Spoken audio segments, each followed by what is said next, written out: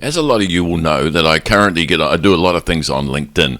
And on LinkedIn, I got someone who disagreed with me, and his name's Joe Gallagher, and he's a trade unionist. Yeah, I know a lot of us on LinkedIn think, well, what's going to happen with the trade unions? But Joe has become what I consider a bit of a mate, and we're chatting. We're not close friends, but we got together and had a chat, and I've got some respect for him.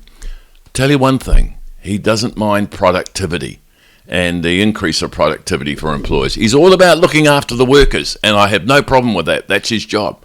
So I want to welcome Joe to us, and thank you for coming, Joe. Thanks for having us, Max. And it's important that no matter where we sit on the political spectrum, that we're prepared to engage and debate issues. We're never going to solve any issues if we just take sides. I'm all about taking an interest-based approach to solutions, and I think that's the way we're going to move New Zealand forward.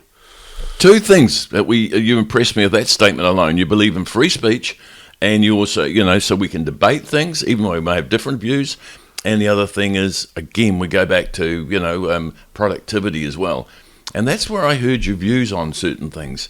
So with a trade unionist, I've always had the impression that you guys were always after more pay, and that was your sole objective. But I heard you say the other day, the idea is to get productivity for the employer as well. Look, I think as a country we have an opportunity with this global pandemic. It's shown us that we have to rely on ourselves and look after our country domestically, and I think it's important that we all work together to increase the productivity and also pay, sure we'll all have debates about it, but there is a growing pay gap in this country, and it's how we bridge that gap so that everyone wins out of the conversation. Well, there's a couple of things. One thing I do agree with is that our workers are underpaid, and that's where it's affecting our whole economics in New Zealand. The other thing is we've just gone through that pandemic, and the employers have had it rough, and there's a lot of disheartened, particularly in the small area, which is what I focus on. But in your area, I wouldn't mind. I agree. One, the pay should lift, but also the productivity needs to go up, and I do admire the fact that you agree with that. Yeah, look, I think we have an opportunity. We've got some pretty big industries in New Zealand, and actually, a lot of people predicted doom and gloom for our economy, and we're seeing in some large industries that I look after that hasn't transpired. Actually, having a domestic supply with the growing global costs of importation has actually been beneficial. It's how we leverage those benefits so that the workers get their share. And the company continues to enjoy their share, and everyone's a winner. When we protect our domestic economy, I believe we can be strong as a country. I know that sounds a little bit protectionist, but I think the reality is that we have to look after New Zealand. We have to grow our domestic market. We have to support our local manufacturers, and in turn our workers right across New Zealand. Man, that's heartening to hear, because the OECD says we're one of the lowest productive countries in their cluster, and that's not standing good for us. But also, it's the other thing I admire about you, Joe, is that you recognise that we're competing in a world economy now. We're not just a closed economy in New Zealand, and I think that's going to be helpful for future, when you're engaging, because the fair pay thing's coming up soon. Hey, Joe, one more thing before we drift off into this is productivity is all very good, and look, this is probably your beef, but certainly health and safety can be compromised if the worker is too much incentivised to earn money, and that must be a concern for you. Oh, look, absolutely. Health and safety is paramount, and we've seen a couple of deaths in recent times in the ports, and we have to be very careful how we incentivise and reward. There's got to be a balanced system that is delivering on productivity, but it is done safely, that everyone comes home at the end of the day, and we don't put absolute profit before one's personal, health and safety. It's very important that we do that, and we make sure. And I think it's achievable. I think we can do it, but we've got to have a balanced and fair system, and we've got to really truly unpick what productivity means to the workers and to the company. Do you know, I've got a great example of that. I was the a human resource manager for the Waitara Freezing Works, and we had a guy there shoveling.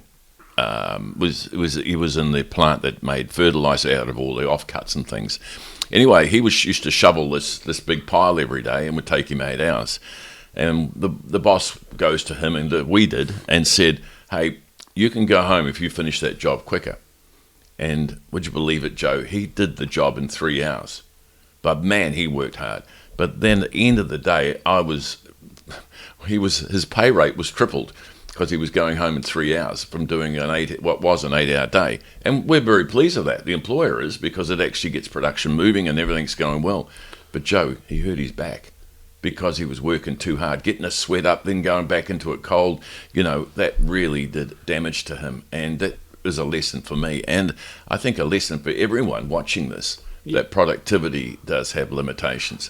Productivity has to have sustainability. Now, everyone knows, I'm 51 years old, still playing a bit of competitive footy, but, my legs hurt, my back hurts. Your degeneration of your spine starts in your 20s. So you have to create a model that is, sustainable for the worker and for the company, because, you lose productivity when the people are not there.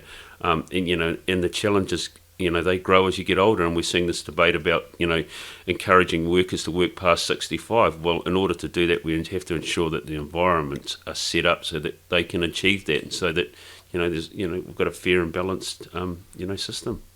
Joe, we're about to enter a new era, and I want to ask you to come back and talk about that, the fair pay system and whatever. But look, I can see from the discussion we've had today, I believe I represent a lot of employers and small employers particularly, but sees that there's some positives in this, and we can agree on quite a bit of issues like the productivity. Health and safety is costing employers an enormous amount of money right now. If we can get that fixed, but also pick up productivity with working with a union, I think there is some probably benefits. Maybe we should look at the fair pay, because I've been going, no way, I don't want that. So I'd like you to come back and we can have a more open discussion about this sometime, and we have a discussion, because I'd like to hear your views, because I've got some deep concerns. Yeah, look, absolutely, Max. I think it's an important debate to have, but I think it's necessary to provide, a platform and a basement, of terms and conditions in New Zealand. For too long, and I'm sure we've debated this before, I believe that the free market experiment has failed in New Zealand. And actually everyone's just trying to cut everyone else's throats, and that's not good for the workers, and that's not good for companies, and that's not good for the companies that are trying to do the right thing. So I believe that fair pay agreements can balance up the market, particularly in some of those low paid sectors where it is absolutely, cutthroat. Wow. Joe and I are going to have some more discussions, because I do still believe in the free market, Joe. So the good thing is I've had discussions with Joe before, and we can discuss things quite openly without it being personal. And I really appreciate that, Joe. Thanks for coming, and I look forward to our next discussion. You're welcome.